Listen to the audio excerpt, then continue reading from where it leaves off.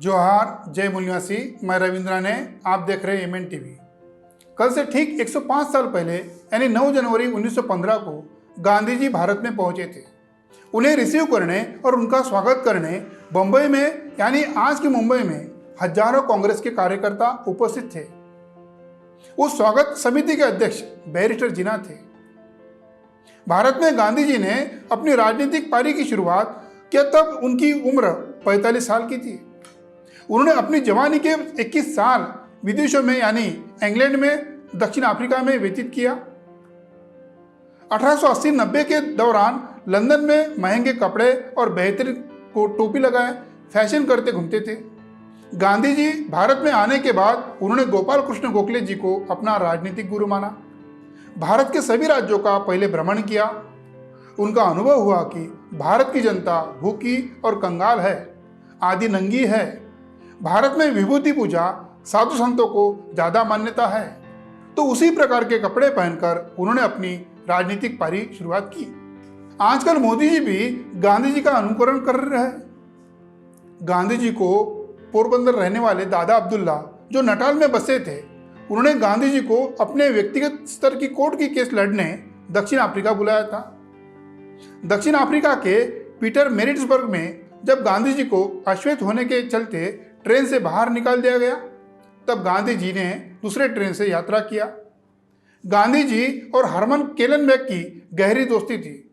दक्षिण अफ्रीकी यहूदी जिसने गांधी को अपने लिए जान से भी प्यारा बनाया था। 1910 में केलनबेग ने उन्हें टॉलस्टॉय आश्रम बनाने में मदद की। उन्हें हजारों एकड़ की जमीन दी थी। गांधी जी नस्ल परस्त थे और यहूदी लोग भी नस्ल परस्त थे और आज भी है। दुनिया में यहूदियों ने आज तक वही काम किया है और भारत के ब्राह्मणवादी लोग भी वही काम कर रहे हैं। गांधी जी नस्ल परस्त थे, इसलिए गांधी जी को नोबेल पुरस्कार आज तक नहीं दिया। गांधी जी ने दक्षिण अफ्रीका में 1909 में हिंद स्वराज नामक की एक धार्मिक पुस्तक लिखी थी, जिसमें भारतीयों को किस प्रकार का स्वराज अपेक्षित है इसका विवेचन किया था।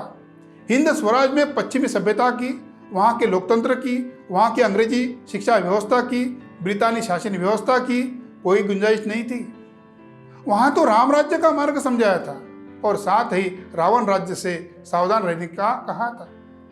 आज भाजपा प्रणीत राम राज्य हिंदुत्व और गांधी जी का राम राज्य हिंदुत्व अलग कैसे हो सकता है? गांधी जी दक्षिण अफ्रीका से आते ही बिहार के चंपारण जिले के राजकुमार शुक्ला नामक ऊंचे जाति के किसान की व्यथा से व्यतीत हो गए और 1917 को पहला आंदोलन हुआ था।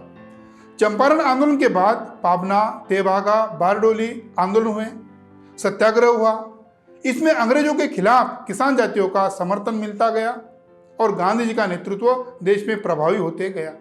वही डॉक्टर बाबा साहब अम्बेडकर उम्र के 27वें साल में सार्वजनिक राजनीतिक जीवन में आए थे। अपनी शिक्षा का उपयोग अपने समाज के उत्थान के लिए किया। डॉक्टर बाबा साहब अम्बेडकर जी ने इंग्लैंड में सन 1915 में एमए की डिग्री ली और इसके बाद लंदन स्कूल ऑफ इकोनॉमिक्स से उन्होंने डीएससी यानी डॉक्टरेट ऑफ साइंस की उपाधि हासिल की। इसका रूपांतर 1923 को प्रॉब्लम ऑफ रुपीज में हुआ, जिस किताब में अर्थव्यवस्था के बारे में चिंतन किया था। भ्रष्टाचार, विदेशी मुद्रा, देश का आर्थिक विकास पर चर्चा किया था। 1927 में बाबा साहब को कोलंबिया से पीएचडी की डिग्री प्रदान की गई। डॉक्टर अंबेडकर और गांधी जी के बीच अत्यंत वैचारिक मतभेद थे, मगर डॉक्टर अंबेडकर नथुराम गोडसे की आरएसएस की हिंसावादी विचारधारा से खिलाफ थे। डॉक्टर अंबेडकर निश्चित तौर पर अछूतों और वंचितों के नेता थे, लेकिन वो पूरे समाज के लिए सोच रखते थे। सभी वर्ग से बना आधुनिक समाज उनका सपना था और उसी दिशा में आगे बढ़ रहे थे। गांधी जी जब दक्षिण अफ्रीका में थे तो अपनी पत्नी को साथ लेकर गए थे। हीरालाल गांधी, देवीदास गांधी, मणिलाल गांधी और रामदास गांधी, उनके 4 बेटों का जन्म वहीं हुआ था। उनका परिवार आज भी दक्षिण अफ्रीका में है।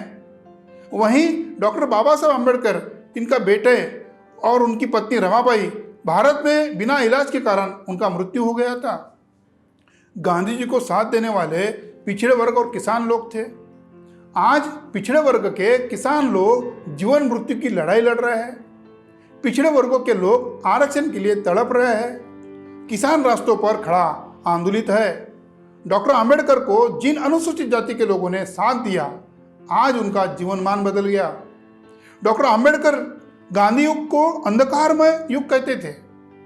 गांधी जी की वजह से आज भारत में विभूति पूजा, हाईकमांड पॉलिसी, भक्ति, पाखंडवाद आया। गांधी जी के स्वागत के लिए बैरिस्टर जिन्ना आए थे, उनको अध्यक्ष बनाया था।